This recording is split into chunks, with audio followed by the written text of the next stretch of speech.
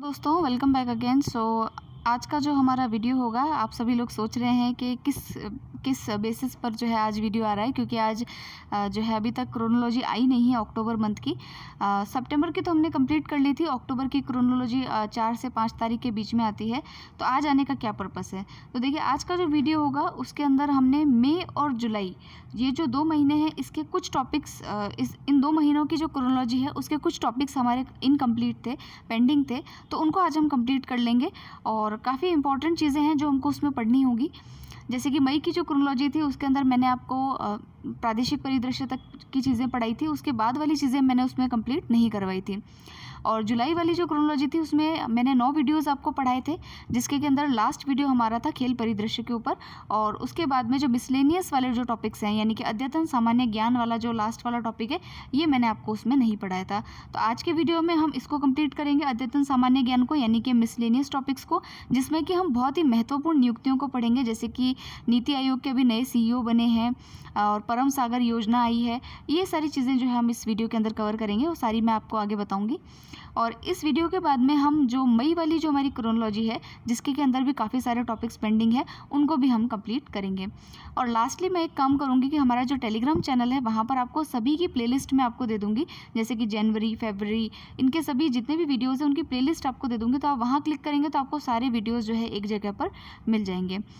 तो चलिए अब हम स्टार्ट करते हैं हमारी जुलाई की क्रोनोलॉजी को। ये जुलाई की क्रोनोलॉजी है, आप सभी लोग अपनी क्रोनोलॉजी को सामने खोल सकते हैं।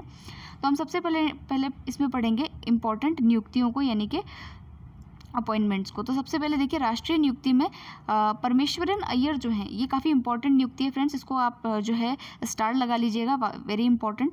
परमेश्वरन अय्यर जो हैं ये एक IAS अधिकारी हैं, रिटायर्ड IAS अधिकारी हैं, और इनको नीति आयोग का CEO बनाया गया है। क्या बनाया गया है? नीति आयोग का नया CEO इनको अपॉइंट किया गया है। तो आपको पता होगा कि इनसे पहले जो है अमिताभ कांत नीति आयोग के CEO थे, अमिताभ कांत थे नीति आयोग के CEO। और अभी जो है इनके जगह पर जो है परमेश्वरन अय्यर जी को नीति आयोग का नया CEO बनाया गया है। इनका जो कार्यकाल होगा, टेन्योर होगा, वो 2 ईयर्स का होगा, ये भी आप ध्यान रखिएगा, ठीक है। इसके बाद इनके बारे में और कोई चीज़ जानने की ज़रूरत है नहीं। और नीति आयोग के बारे में एक चीज़ और जानिएगा कि नीति आयोग जो है वो एक थिंक टैंक है, और ये जो है इसके जो अध्यक्ष होते हैं वो प्राइम मिनिस्टर खुद होते हैं। और इसके अभी जो उपाध्यक्ष है, इसके उपाध्यक्ष की अपॉइंटमेंट भी अभी हुई थी, और ये हैं सुमन बेरी, ठीक है। तो 3 चीज़ें ध्यान रखिएगा, अध्यक्ष है प्रधानमंत्री, और उपाध्यक्ष होते हैं, उपाध्यक्ष हैं सुमन बेरी, और अभी CEO जो है वो है परमेश्वरन अय्यर को बनाया गया है अमिताभ कांत के स्थान पर। 2 साल का इनका टेन्योर होगा। नेक्स्ट देखिए, नेक्स्ट है यूनाइटेड नेशंस जो है, यानी कि संयुक्त राष्ट्र जो है, वहाँ पर भारत की अगली जो स्थायी प्रतिनिधि नियुक्त की गई है उनका नाम है रुचिरा कंबोज।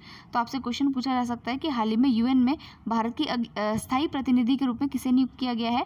तो ये जो है एक एम्बेसडर रही हैं, राजनयिक रही हैं, और इनका नाम है रुचिरा कंबोज, और इनको जो है यहाँ पर नियुक्त किया गया है। इससे पहले दक्षिण अफ्रीका में उच्चायुक्त के पद पर भी थी, और यूनेस्को में भारत की राजदूत स्थायी प्रतिनिधि के तौर पर भी कार्य कर चुकी है। ये इतनी इंपॉर्टेंट बात नहीं है, सिर्फ ये नाम याद रखिएगा कि हमारी स्थायी प्रतिनिधि कौन है UN के अंदर, तो उनका नाम है रुचिरा कंबोज, ठीक है। फिर देखिए यहाँ पर लिखा है संयुक्त राष्ट्र में भारत के स्थायी प्रतिनिधि संयुक्त राष्ट्र में भारत के सबसे बड़े प्रतिनिधि होते हैं।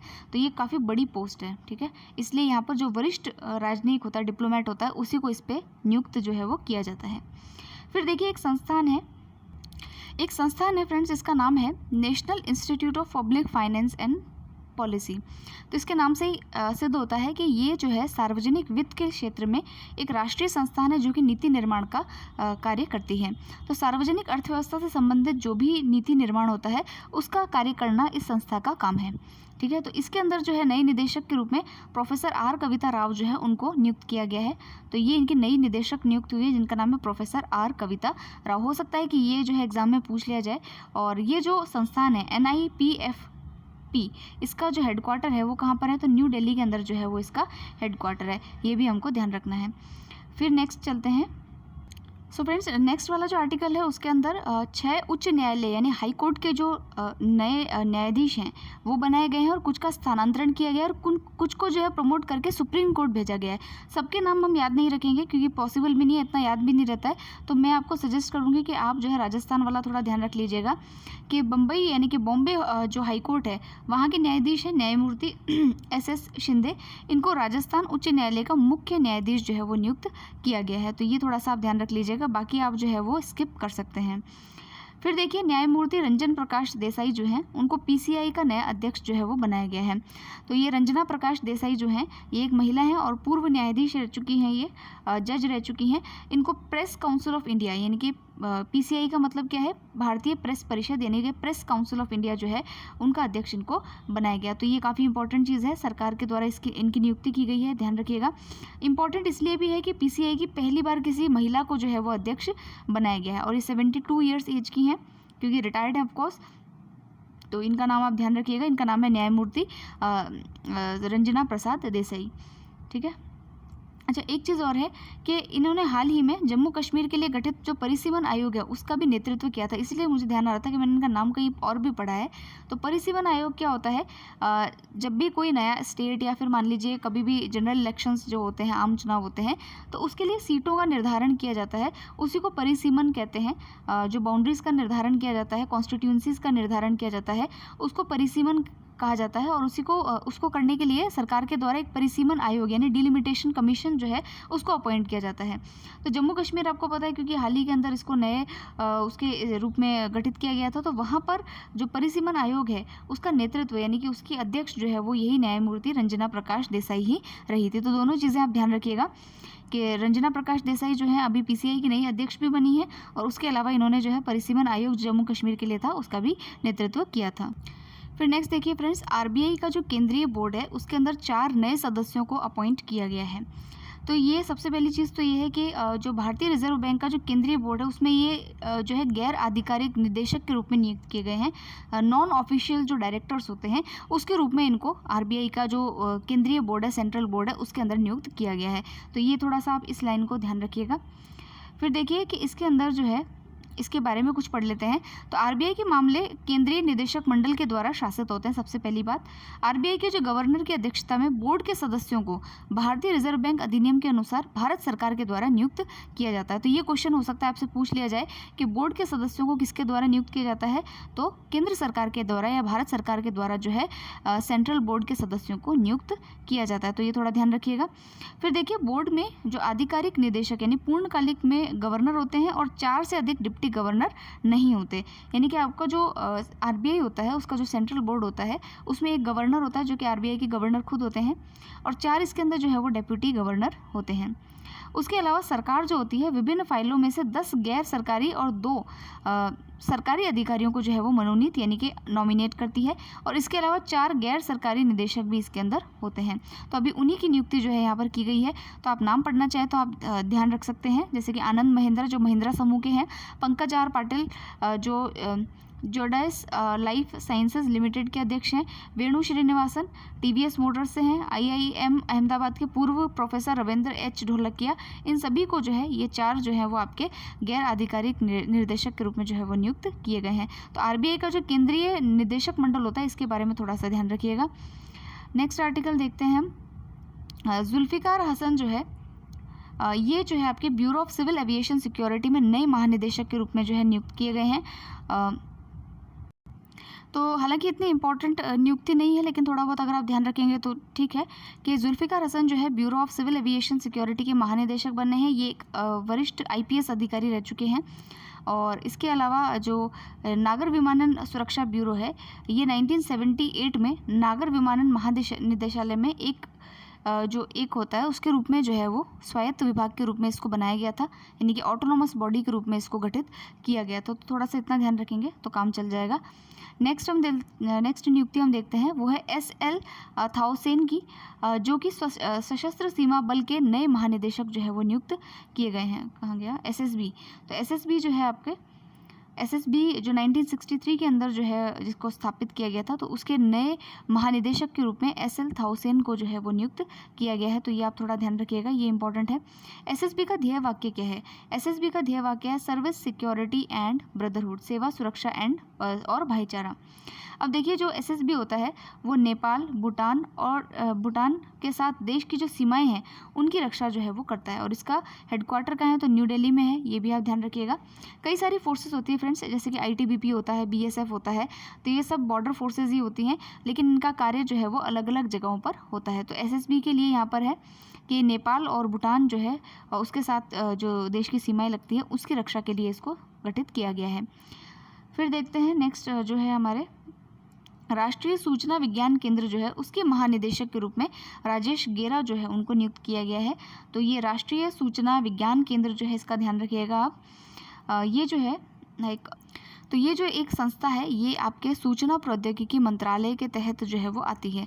जो MEIT है यानी कि ministry of electronics and communication जो है उसके अंदर जो है ये आती है, टेक्नोलॉजी एंड कम्युनिकेशन के अंतर्गत ये आती है। और ये जो संस्थान है ये केंद्र और जो राज्य सरकारें होती है उनको प्रौद्योगिकी का जो समाधान होता है, टेक्नोलॉजी रिलेटेड जो भी सॉल्यूशंस होते हैं वो ये संस्था प्रोवाइड करती है। तो नाम ध्यान रखिएगा, राजेश गेरा है और ये राष्ट्रीय सूचना विज्ञान केंद्र के महानिदेशक के रूप में नियुक्त किए गए हैं। अच्छा, एक चीज़ और है फ्रेंड्स कि आपको लगता होगा कि भाई इतनी सारी नियुक्तियाँ इन्होंने तो बोल दिया कि अब इतनी याद थोड़ी ना रहती है। नो डाउट याद नहीं रहती है, लेकिन आपके पास में और कोई ऑप्शन भी नहीं है। आपको एक मैगजीन में 10 नियुक्तियाँ जो है लगभग आपको याद रखनी होती है। तो आपको 6 से 7 मैगजीन में 60 नियुक्तियाँ जो होगी आपको ऐसा लगेगा कि हाँ भाई इतना आपको दिमाग में रखना है।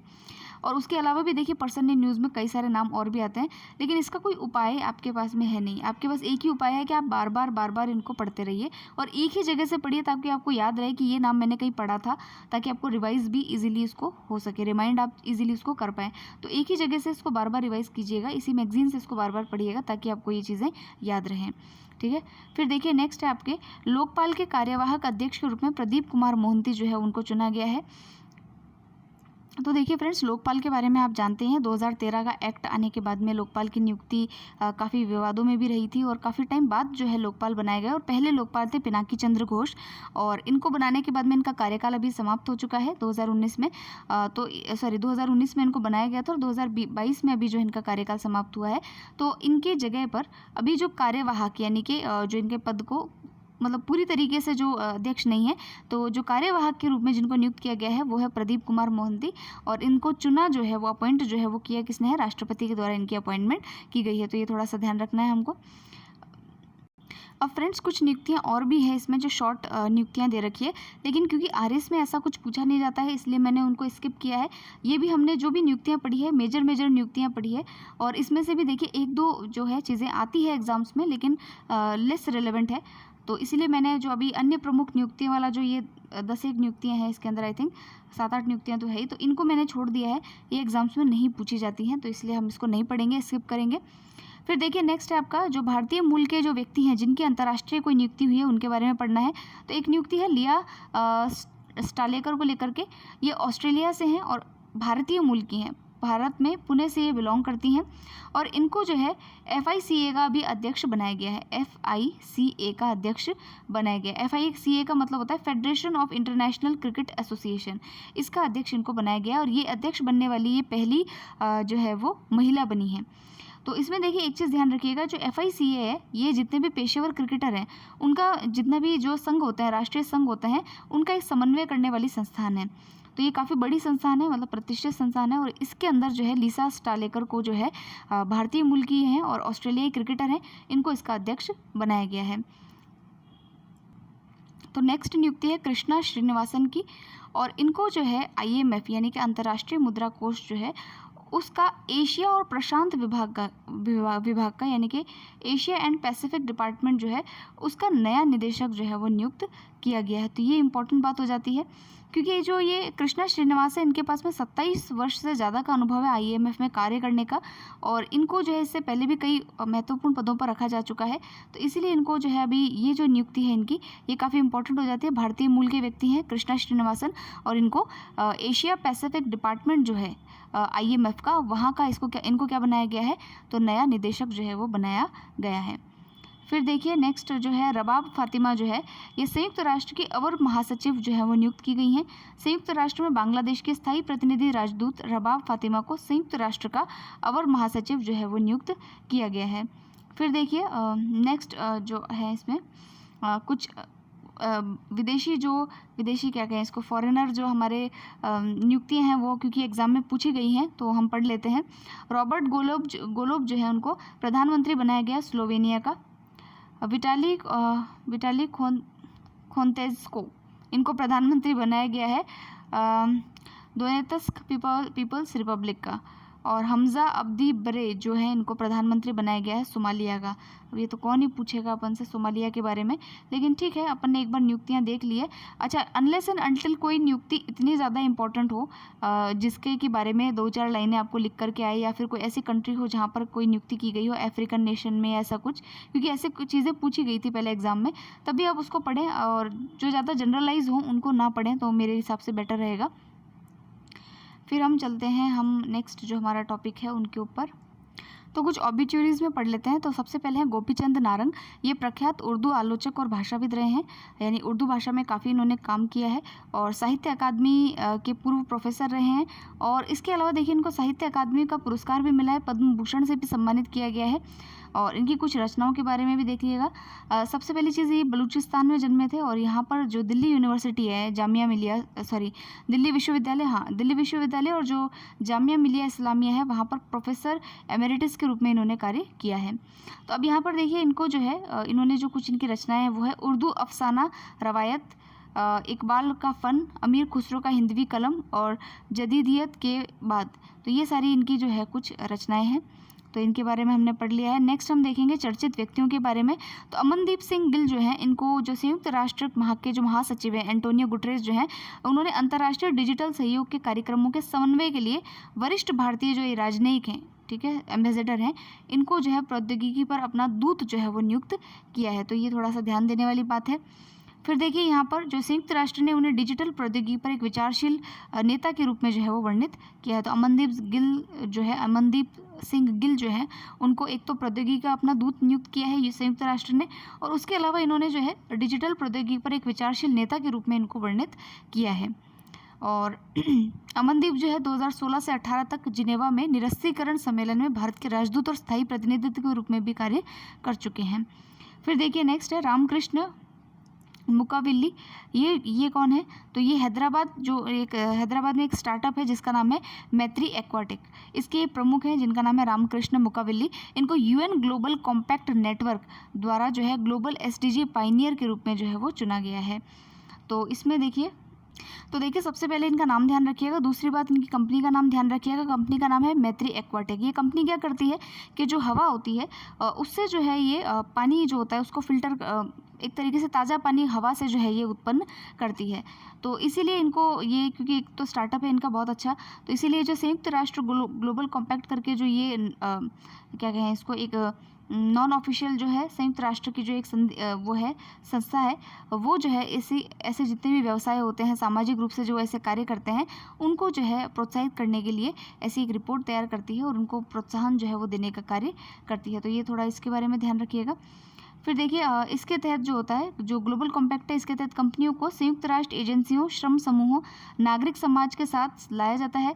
सिटीज़ प्रोग्राम के माध्यम से शहर भी ग्लोबल कॉम्पैक्ट में शामिल हो सकते हैं। भारत भी संयुक्त राष्ट्र ग्लोबल कॉम्पैक्ट का जो है वो एक हिस्सा है। तो एक संस्था है ये संयुक्त राष्ट्र ग्लोबल कॉम्पैक्ट, और ये जो है संयुक्त राष्ट्र से जुड़ी हुई है, ये भी हमको ध्यान रखना है। तो रामकृष्ण मुकाविल्ली का नाम ध्यान रखिएगा। और इनकी जो संस्थान है मैत्री एक्वाटेक, उसका यानी कि स्टार्टअप जो है इनका है मैत्री एक्वाटेक, इसके बारे में ध्यान रखिएगा। इसका कार्य क्या है वो पता होना चाहिए। फिर देखिए ए.आर. रहमान जो है इनको ब्रिटिश काउंसिल के India UK together season of culture का राजदूत जो है वो नामित किया है। तो ये इनके बारे में ध्यान रखना है। तो ये भारत की स्वतंत्रता की 75वीं वर्षगांठ का प्रतीक है कि जिसका उद्देश्य है उभरते कलाकारों के बीच जो है सहयोग को बढ़ावा देना। तो इसलिए इनको जो है वो नियुक्त किया गया है। तो यहाँ पर एक चीज़ और देखिए आप कि ये जो आपका सीज़न ऑफ कल्चर है, इसका उद्देश्य आखिरकार है क्या? तो सीज़न ऑफ कल्चर जो है वो भारत में जो ब्रिटिश काउंसिल कार्य कर रही है उसके कार्य को आगे बढ़ाना है। कला और अंग्रेज़ी और शिक्षा में भारत और यूके के बीच में जो साझेदारी है, पार्टनरशिप है, उसको मजबूत करना जो है वो इस संस्था का इस जो प्रोग्राम है इसका उद्देश्य है सीज़न ऑफ कल्चर का। तो ये ध्यान रखिएगा। फिर देखते हैं कुछ इंपॉर्टेंट डेज़ के बारे में। सबसे पहला है अंतर्राष्ट्रीय बाल रक्षा दिवस, इसको 1 जून को मनाया जाता है। और रशिया में अंतर्राष्ट्रीय बाल रक्षा दिवस पहली बार 1949 में जो है वो मनाया गया था और उसके बाद में पूरा जो है ये अंतर्राष्ट्रीय रूप से जो है इसको मनाया जाने लगा है। फिर देखिए विश्व दुग्ध दिवस यानी कि वर्ल्ड मिल्क डे जो है वो 1 जून को मनाया जाता है, ये इंपॉर्टेंट है। तेलंगाना वाला ध्यान रखिएगा, तेलंगाना को जो है 2014 में बनाया गया था नए राज्य के रूप में, तो 2 जून 2014 को जो है वो इसको बनाया जाता है। फिर है आपका विश्व साइकिल दिवस, ये तो भले वैसे ही मना लीजिए आप, 3 जून को। फिर है वर्ल्ड एनवायरनमेंट डे, ये तो आप जानते हैं, ये सभी लोग जानते हैं, 5 जून को मनाते हैं। थीम इसका जो है वो ध्यान रखिएगा, थीम है इसका ओनली वन अर्थ, केवल एक पृथ्वी। ठीक है, इस बार इसका होस्ट कौन था? तो होस्ट था इसका स्वीडन। इस प्रोग्राम का होस्ट कौन था? तो स्वीडन जो है वो इसका होस्ट था। फिर देखिए नेक्स्ट है आपकी वो है रूसी भाषा दिवस जो 6 जून को मनाया जाता है। ये अपने काम का नहीं है, मुझे नहीं लगता पूछा जाएगा। वर्ल्ड फूड सेफ्टी डे ये 7 जून को मनाया जाता है। थैलीसीमिया दिवस जो है वो 8 जून को मनाया जाता है। विश्व महासागर वर्ल्ड ओशियंस डे जो है वो 8 जून को मनाया जाता है। बिरसा मुंडा का निर्वाण दिवस ये 9 जून को मनाया जाता है। और भगवान बिरसा मुंडा के बारे में आप जानते होंगे, और इन्होंने जो है अंग्रेज़ी हुकूमत के खिलाफ जो है मुंडा विद्रोह इन्होंने किया था, तो इसीलिए इन्होंने अपने क्या कहते हैं मार्टियर हुए थे, ये अपने प्राणों की आहुति दी थी, इसलिए इम्पोर्टेंट हो जाता है। फिर देखिए world day against child labour ये 12 जून को मनाया जाता है। और इसके अंदर जो है इस बार की थीम थी इसकी बाल श्रम को समाप्त करने के लिए सार्वभौमिक सामाजिक संरक्षण। ठीक है, और फिर देखिए कबीर जयंती जो है वो 14 जून को मनाई जाती है। वैश्विक पवन दिवस या विंड डे जो है वो 15 जून को मनाया जाता है। और उसके अलावा तो यहाँ पर कोई इतने इंपॉर्टेंट डेज़ है नहीं। फादर्स डे है, विश्व शरणार्थी दिवस 20 मई को, अंतर्राष्ट्रीय संक्रांति, अंतर्राष्ट्रीय योग दिवस, हाँ योग दिवस ध्यान रखिएगा, 21 जून को योगा डे मनाते हैं, ये सभी को पता है। इस बार की थीम क्या थी योग दिवस की, ये ध्यान रखिएगा, हो सकता है एग्जाम में पूछ ले। मानवता के लिए योग, ये क्वेश्चन ये जो है वो थीम थी, तो ये थोड़ा सा आप ध्यान रखिएगा।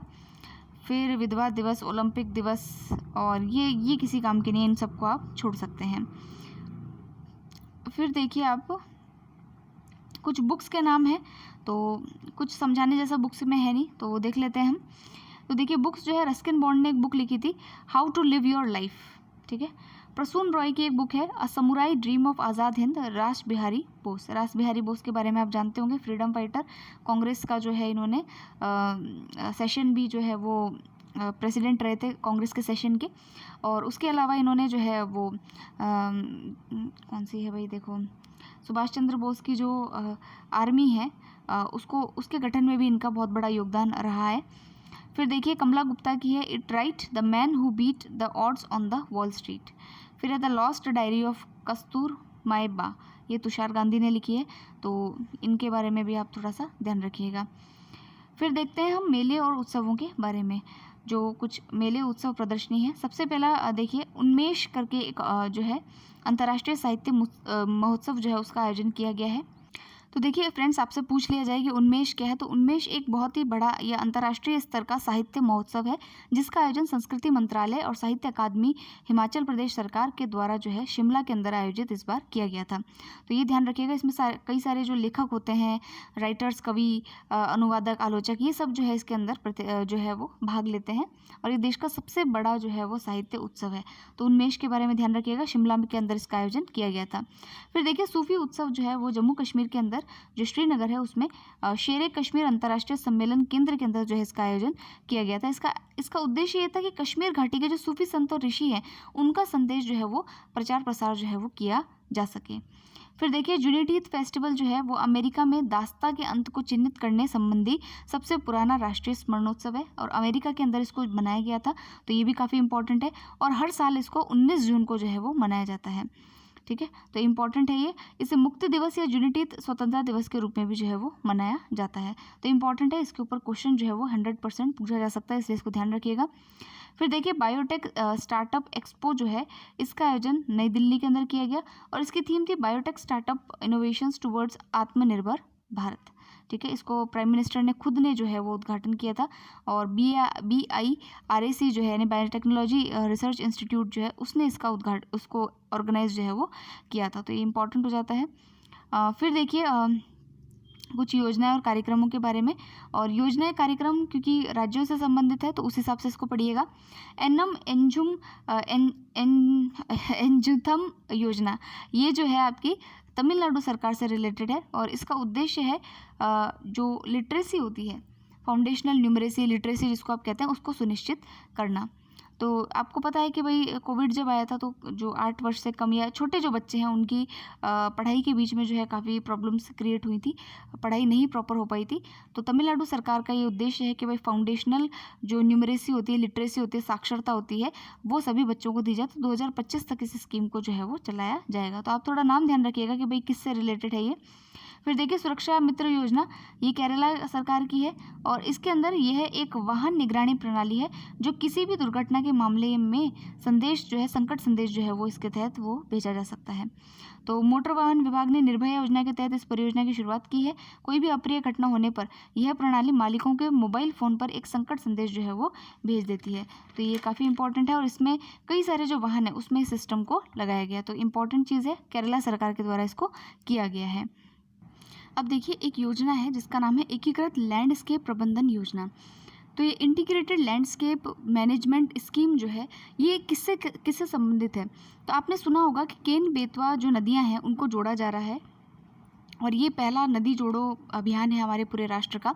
तो देखिए इसके तहत जब इन दोनों को जोड़ा जाएगा तो वहाँ से संबंधित जो पन्ना टाइगर रिजर्व है या पन्ना जो टाइगर रिजर्व है, उसके अलावा जो वहाँ के आसपास के जो भी इकोसिस्टम है, बायोडाइवर्सिटी है, उसको भी जो है वो क्या कहते हैं सस्टेनेबल रूप से जो है उसको भी रिहेबिलिटेट किया जाएगा। ऐसा नहीं है कि भाई नदी जोड़ने के चक्कर में वहाँ का जो इकोसिस्टम है उसको कोई खतरा उत्पन्न हो। तो उसी के लिए एक तरीके से जो है इंटीग्रेटेड लैंडस्केप परियोजना जो है वो जारी की गई है।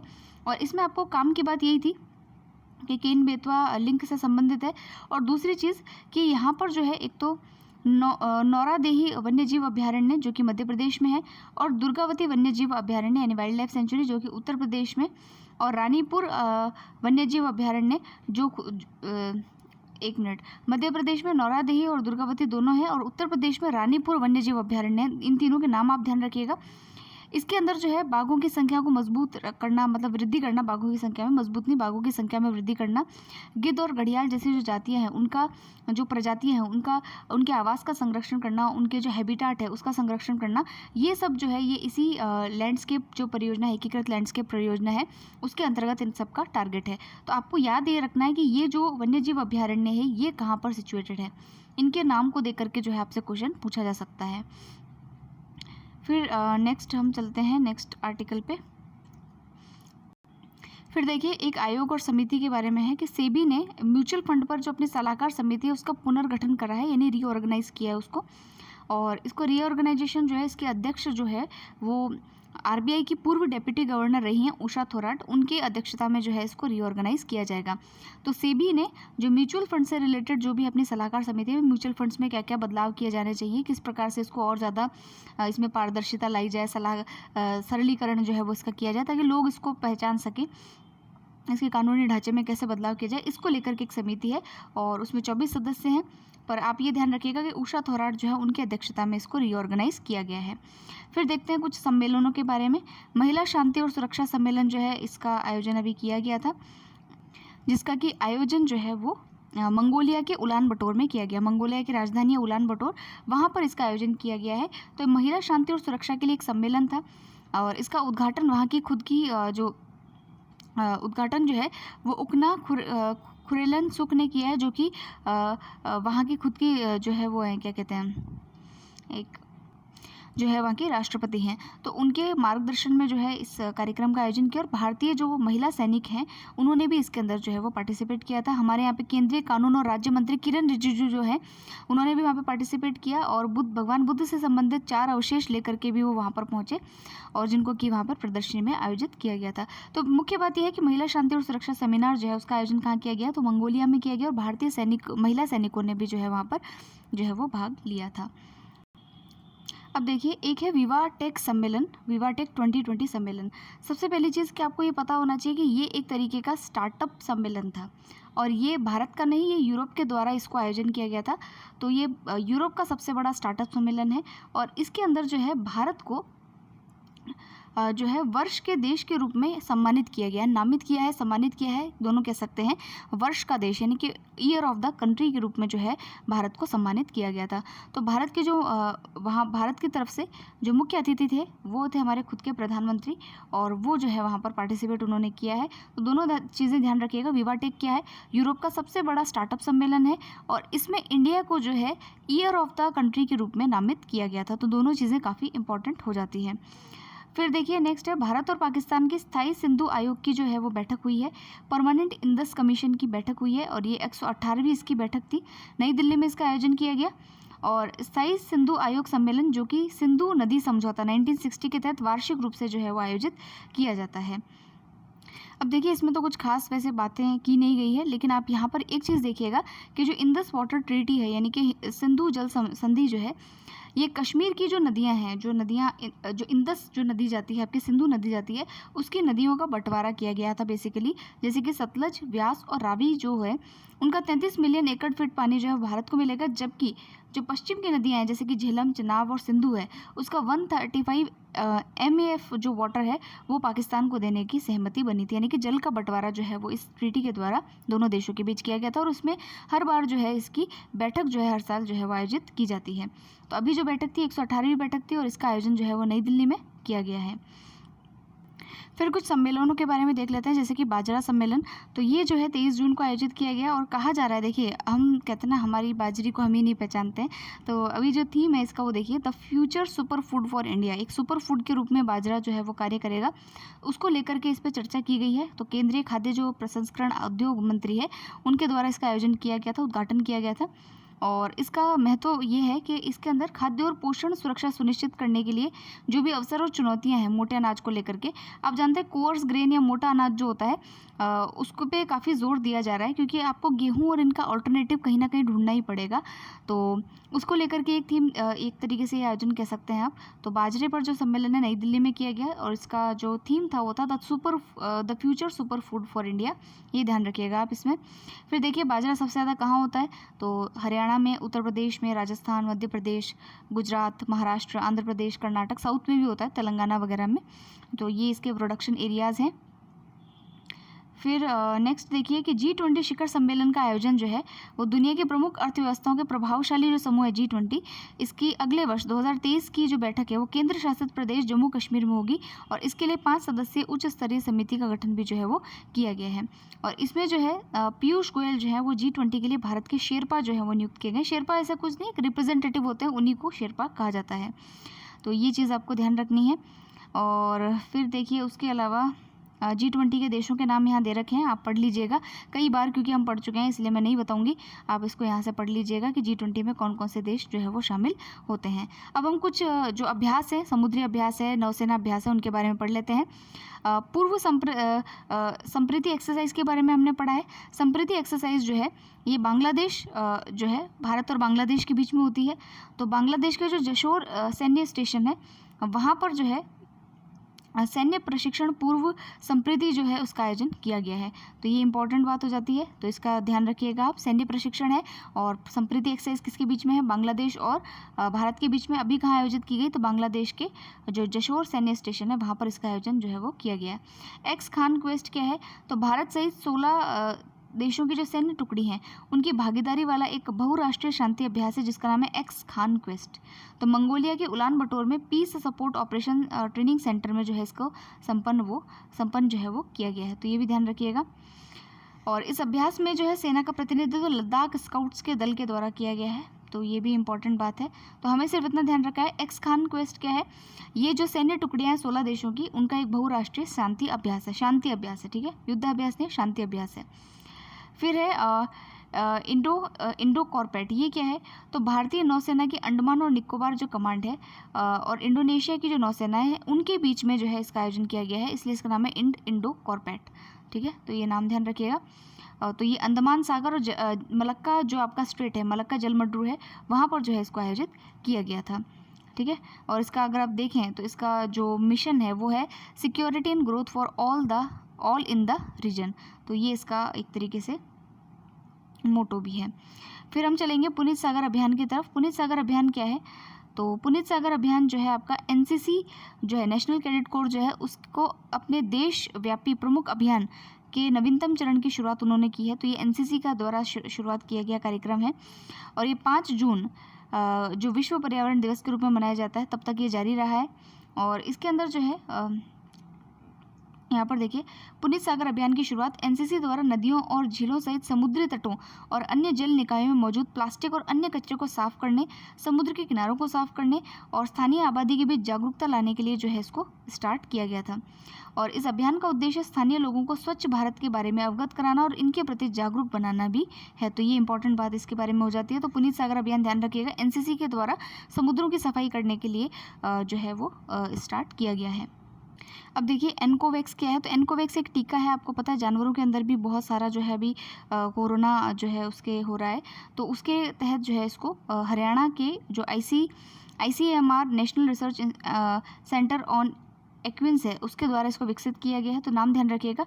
एनोकोवैक्स क्या है? तो ये जो जानवर होते हैं उनके अंदर जो इन्फेक्शन है या कोविड जो है, इन्फेक्शन क्या कहेंगे, कोविड रोधी एक तरीके का टीका है जो कि जानवरों के लिए जो है वो बनाया गया है। तो जानवरों के लिए एक निष्क्रिय SARS-CoV-2 डेल्टा कोरोना वैक्सीन है ये, इसको भी ध्यान रखिएगा।